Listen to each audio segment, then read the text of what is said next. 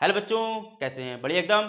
तो welcome back in P by Q series, जहां पर हम आज चैप्टर ट्रायंगल की लास्ट वीडियो करने वाले हैं, जिसमें दो तीन अच्छे अच्छे क्वेश्चन करेंगे और उसके बाद हम स्टार्ट करेंगे चैप्टर रियल नंबर, जहां पर बड़ा इंटरेस्टिंग, मोस्ट इंपॉर्टेंट और मोस्ट रिपीटेड क्वेश्चन करने वाले होंगे। तो पहले आज की वीडियो पूरी कर लेते हैं, वो तो बात की बातें हैं। तो पेन और पेपर निकाल लें, जैसा कि आप जानते हैं कोई क्वेश्चन बनाया है बहुत ही मजेदार। तो स्टार्ट करते हैं बच्चों। आज का पहला क्वेश्चन क्या कहा गया है? Two right triangles ABC and DBC are drawn on same hypotenuse BC on the same side of BC। मतलब एक कॉमन हाइपोटेन्यूज है BC, उस पर दो राइट ट्राइंगल बनाए गए हैं एक ही तरफ। मतलब कहने का क्या हुआ, एक BC नाम की कॉमन हाइपोटेन्यूज, उस पर एक ट्राइंगल बनाया गया 90 का एंगल लेके, इसके लिए हाइपोटेन्यूज। और एक और ट्राइंगल है जिसके लिए कॉमन हाइपोटेन्यूज बेटा यही रहने वाली है। कौन कौन से हैं? एक ABC है, एक DBC है। इन्होंने इंटरसेक्ट कहाँ किया है? At P। कहा होगा इन्होंने कहीं पर कि भैया इन्होंने इंटरसेक्ट किया है कहाँ पर? P पर। तो कह रहे हैं भाई साहब ऐसा प्रूफ करके दो, ऐसा प्रूफ करके दो। देखो बच्चों, क्या इस पर कहीं पर स्क्वायर आया है? नहीं आया है। स्क्वायर नहीं है तो पाइथागोरस तो नहीं लगने वाली। अब कहानी मल्टीप्लाई में है डिजिट्स की। देखो AP ये है, PC ये है, BP ये है और DP ये है। मतलब साइड्स के टुकड़े लिए गए हैं, मतलब सिमिलरिटी लगा देते हैं बच्चों। किस किस में लगाएं? जहां जहां ये आ रहे हैं। AP ये पोर्शन, PC ये पोर्शन, BP ये पोर्शन और DP ये पोर्शन। मतलब इन दो ट्राइंगल को सिमिलर बना लो, क्वेश्चन फिनिश हो जाएगा। जी हाँ, सिमिलर बनाने की कोशिश करते हैं। किसमें? In triangle ABP and triangle CDP। देखा बच्चों, क्या ईच 90? बिल्कुल। Angle A equal angle D, each 90। एक एंगल मिला, एक और ढूंढ लो और तुम्हारे ट्रायंगल सिमिलर हो जाएंगे। बच्चों, क्या ये कहानी इक्वल हो सकती है आपस में?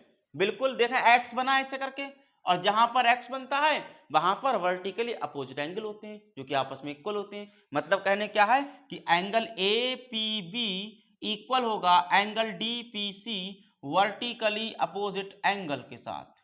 और इस हिसाब से आपके ट्राइंगल में दो एंगल इक्वल आ चुके हैं। तो by double A triangles are similar. तो डबल A के साथ ट्राइंगल सिमिलर हो चुके हैं, और अगर ट्राइंगल सिमिलर हैं तो करस्पॉन्डिंग पार्ट्स का रेशियो इक्वल होगा।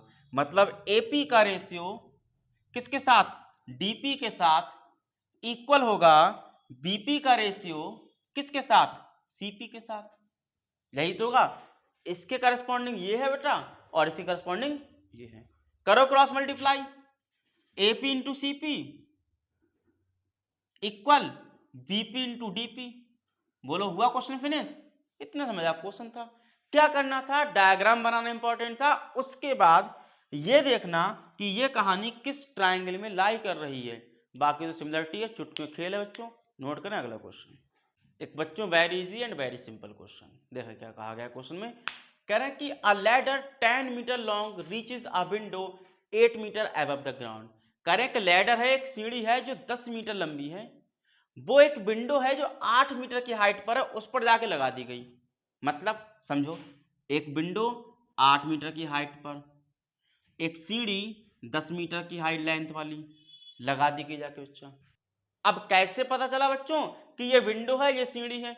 तो सिंपल सा कॉन्सेप्ट है, विंडो हमेशा परपेंडिकुलर होती है और सीढ़ी जब दीवार पर लगाते हैं तो इंक्लाइंड लगाते हैं। बस ये सीढ़ी हुई, ये विंडो हुई। तो ये क्या हुआ? ये हुआ बेस।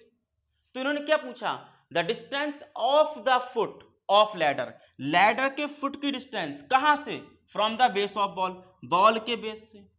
मतलब बॉल के बेस से फुट के, सॉरी लैडर के फुट की डिस्टेंस क्या होगी? मतलब ये डिस्टेंस आपसे फाइंड करवाई गई है बच्चों। नेमिंग कर लेते हैं। ठीक है बच्चों, ABC एक ट्राइंगल बन गया बच्चों। अब कैसा? Right triangle. लेकिन कहीं तो जिक्र करा नहीं 90 वाला। बच्चों कॉमन सेंस वाली बात है कि दीवार हमेशा बेस के साथ, अर्थ के साथ 90 के एंगल पर होती है।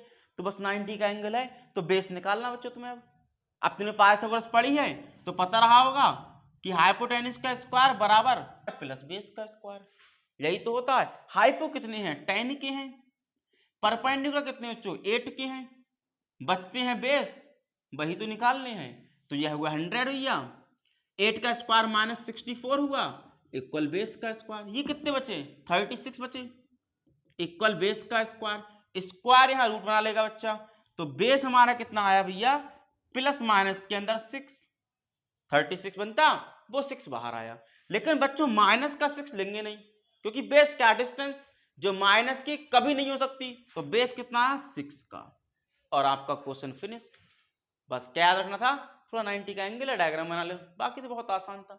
कब पूछ लिया गया 20 में। तो बच्चों आज इस क्वेश्चन के साथ ट्राइंगल को करते हैं फिनिश, और फिर अगली वीडियो से स्टार्ट करेंगे चैप्टर रियल नंबर। तो लास्ट ऑफ द डे क्या कहा गया है सुने ध्यान से, कि प्रूव दैट। बच्चे मैं चाहता इस क्वेश्चन को एमसीक्यू बना देता, लेकिन एमसीक्यू ना बनाने का कोई रीजन रहा है इस क्वेश्चन में। सुने क्या कहा गया है, correct prove that area of equilateral triangle described on the side of square is half of the area of equilateral triangle described on its diagonal। मतलब बच्चों क्वेश्चन ने क्या कहा कि एक स्क्वायर है ABCD, अब इस पर दो ट्राइंगल बनाए गए, एक इक्विलैटरल ट्राइंगल बनाया गया इसकी साइड को लेके, मान लिया एक साइड को लेके इक्विलैटरल ट्राइंगल ये बन गया ABE, और एक ट्राइंगल इसके डायगोनल को लेके बनाया गया, मतलब AC डायगोनल पर एक इक्विलैटरल ट्राइंगल कुछ ऐसे डिफाइन कर दिया गया ACF।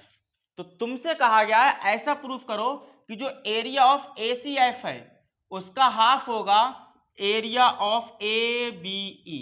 बस ये कहानी है बच्चों। अब सबसे पहले तो बात करते हैं कि इक्विलैटरल ट्राइंगल का एरिया निकलता कैसे है।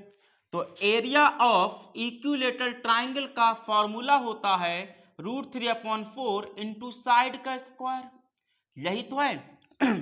तो किसी का भी एरिया निकालने के लिए क्या तुम्हें साइड पता है, नहीं पता है, तो मान लिया स्क्वायर की साइड है बेटा x, तो ये भी x, ये भी x, ये भी x और ये भी x। और मैंने क्या बताया था कि कभी भी स्क्वायर दिया गया हो और इसका डायगोनल निकालना हो तो आंखें बंद करो, साइड के साथ √2 लगा दो, डायगोनल आ गया बच्चों, खत्म क्वेश्चन, इतनी सी बात थी।